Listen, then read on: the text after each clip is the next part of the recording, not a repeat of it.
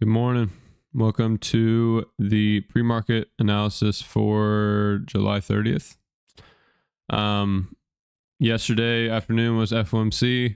We saw some crazy moves in the market. From there, actual FOMC was around here, but we ended up very much continuing back down the way the market has been trending.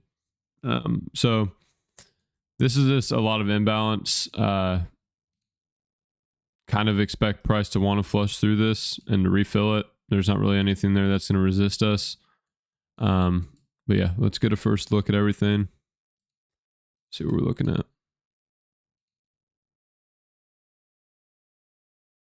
Okay. Are we equal with previous day lows? Okay. Looks like we have equals with previous day lows here. We'll get a better look on the lower time frame.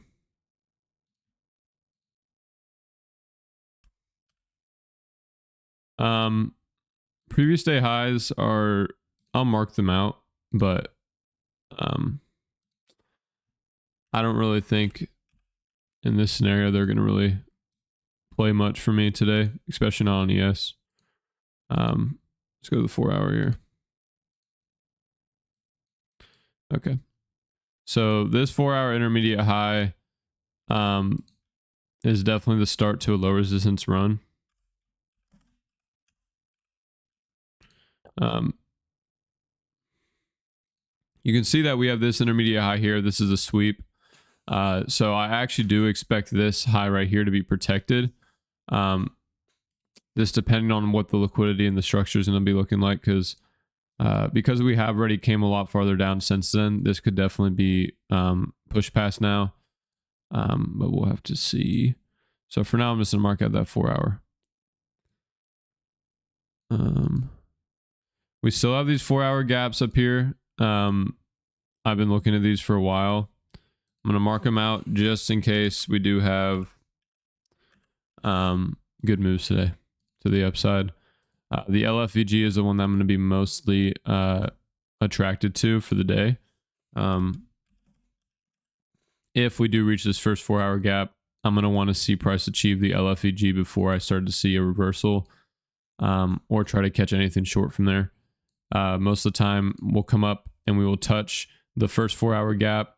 We'll create a entry opportunity, resweep, push back, and then have a way cleaner entry here that will actually send us lower. So that's what I'm going to be patient for if we do end up playing off of those levels today. Let's go to the hourly.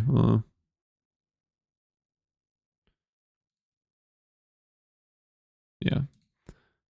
Check the 2 hour. I've been using the 2 hour more recently. I'm not opposed to it. I actually kind of like it.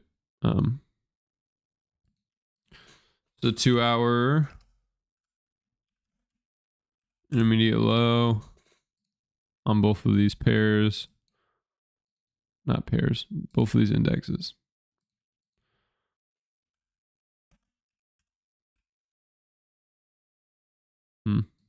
Okay. We do have this here. This is definitely a strong high. I almost even don't want to mark it out just because of the fact that it's low resistance to the previous day highs. Let me check the hourly on this. I'll mark it out just to have reference. A lot of intermediate highs and lows, just isn't a bad thing. All right, let's check the hourly here. We have a lot of fair value gaps on this leg. None over here on ES. I'm going to show you guys how I'm going to figure out what gap. Well, it's actually really easy. So in this scenario, there's only one gap that I really want to trade from, and it's the LFVG here, the 1 hour LFVG. Depending on some circumstances, this gap could be tradable, this first fair value gap, but it would have to be something that lines up further through SMTs and other confirmations through ES. because it doesn't technically have to be reached, but it is it's very much a stronger win rate trade, taking it from the LFVG besides the first fair value gap. This is the stats, how consistent it is. Okay.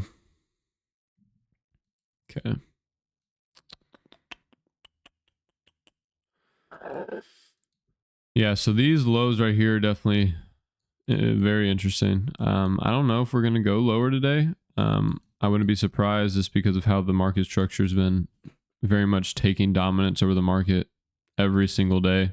The last like week and a half, we just been dumping through New York AM. So I would not be surprised. Okay, let's go to 30-minute here. I'm hoping to see something.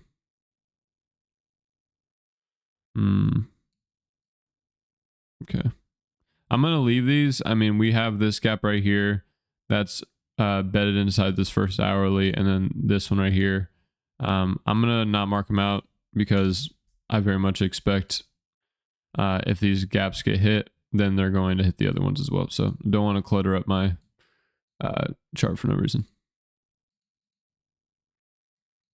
Okay. So this is a situation where we might take that first fair value gap. So we have this 30-minute intermediate low.